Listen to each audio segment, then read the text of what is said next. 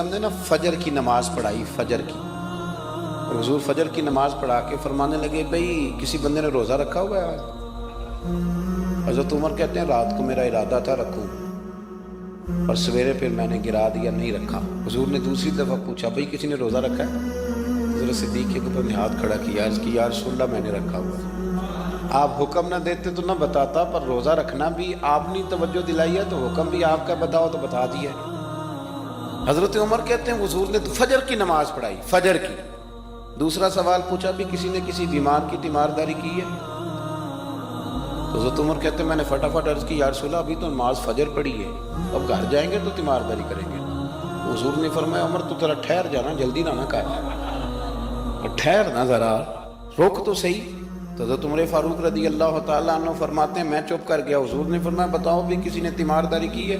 تو صدیق اکبر نے ہاتھ کھڑا کیا، عرض کی یا رسول اللہ عبد الرحمن بن عوف رضی اللہ تعالیٰ عنہ 2-3 دن سے نماز پڑھنے نہیں آ رہے تھے، رات میں نے پتہ کرایا تو پتہ چلا بیمار ہیں، اور حضور مجھے یہ بھی پتہ ہے وہ میرا یار ہے، مجھے پتہ ہے رات کو جلدی سوتا ہے پر تہجد میں ضرور اٹھتا ہے۔ تو حضور میں بھی ذرا فجر کا وقت جلدی اٹھا ہوں تو فجر میں آنے سے پہلے عبد الرحمن ابن عوف کی تیمارداری کر کے آئے۔ حضرت عمر کہتے ہیں میں نہ ہلکا ہلکا ڈھیلا پڑ گیا۔ حضور نے تیسرا سوال پوچھا، فرمایا کسی نے کسی مسکین کو کھانا کھلایا؟ کھانا کھلایا کسی مسکین کو؟ حضرت سیدنا عمر فاروق کہتے ہیں میں نے پھر عرض کی، میں نے کہا یا رسول اللہ ابھی تو فجر پڑی ہے، گھر جائیں گے کوئی چیز لیں گے تو کھانا کھلائیں گے۔ تو حضور پھر مسکرائے، فرمایا عمر تو ذرا ٹھہر نہیں جاتا، ذرا ٹھہرنا، ذرا نظارہ تو کرنا، گویا یہ شان صدیق اکبر کا جلسہ ہو رہا، ذرا ٹھہرنا۔ حضور نے پھر پوچھا بھی کسی نے کسی مسکین کو کھانا کھلایا ہے؟ تو حضرت عمر کہتے ہیں لوگ سارے دائیں بائیں دیکھ رہے تھے اور میں چپ کے ابو بکر کو دیکھ رہا تھا، کہ مجھے پتا تھا کہ بولنا اسی نہیں ہے، اور دل میرا کر رہا تھا کہ کہہ دوں دیو جناب جواب، دل میرا کر رہا تھا۔ وہ سمجھ گئے تھے کہ سونا راضی کن کاموں میں ہو، بس یہ نقطہ انہوں نے پا لیا تھا۔ حضور نے فرمایا بتاؤ کسی مسکین کو روٹی کھلائی ہے؟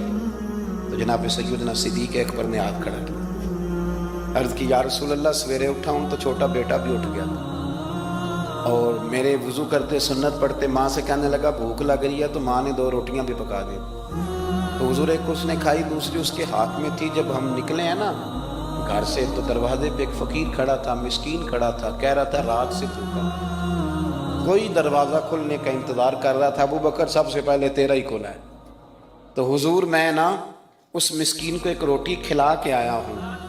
حضرت عمر فاروق کہتے ہیں میں نے گردن جھکا لی، اور میرے رسول کریم نے فرمایا اے اللہ میرے ابو بکر پہ رحم فرما، اللہ میرے ابو بکر پہ۔ وہ سمجھ گئے تھے، مزاج شناسات سمجھ آ گئی تھی کہ حضور کن باتوں میں، اور نا اپنے اوپر وہ سارا کچھ طاری کر لیا تھا انہوں نے، طاری، ان کی ادائیں بالکل ڈھل گئی تھی نبی پاک کی اداؤں۔ 3 دن وہ غار ثور میں رہے تو ہمارے صوفیاء فرماتے ہیں کہ ان پر تجلیاں بھی پڑیں محبوب کی معرفت کی۔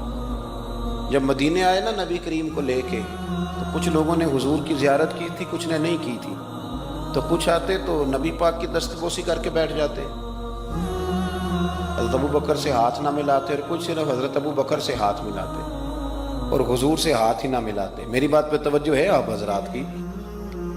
تو کچھ لوگوں کو نا شبہ ہونے لگا، وہ معاذ اللہ سمجھنے لگے کہ شاید یہی اللہ کے رسول ہیں۔ حضرت صدیق اکبر یہ کیوں شبہ ہوا؟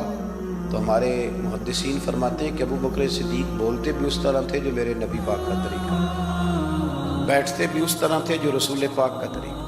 کہتے ہیں انہوں نے امامہ باندھا ہوا تھا تو جو امامے کا پیچ حضور کا ڈھیلا رہ گیا تھا ان کا بھی ڈھیلا رہ گیا، اس طرح اپنے آپ کو مزاج میں ڈھالا تھا، تو من شدی من تو شدم، میں اس طرح ڈھالا تھا مزاج میں، اس طرح کہ کوئی فرق ہی نہیں نظر آتا تھا۔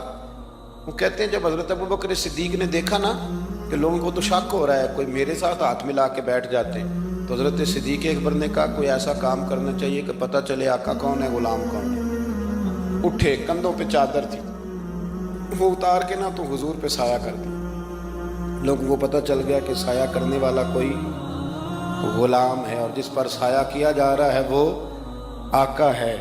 کیا خوبصورت نقطہ لکھا ہے مفسرین نے، شارحین فرماتے ہیں تھوڑی دیر کے لیے، تھوڑی دیر کے لیے، تھوڑی دیر کے لیے حضرت ابوبکر صدیق نے حضور کے سر انور پر اپنی چادر کا سایہ کیا تھا۔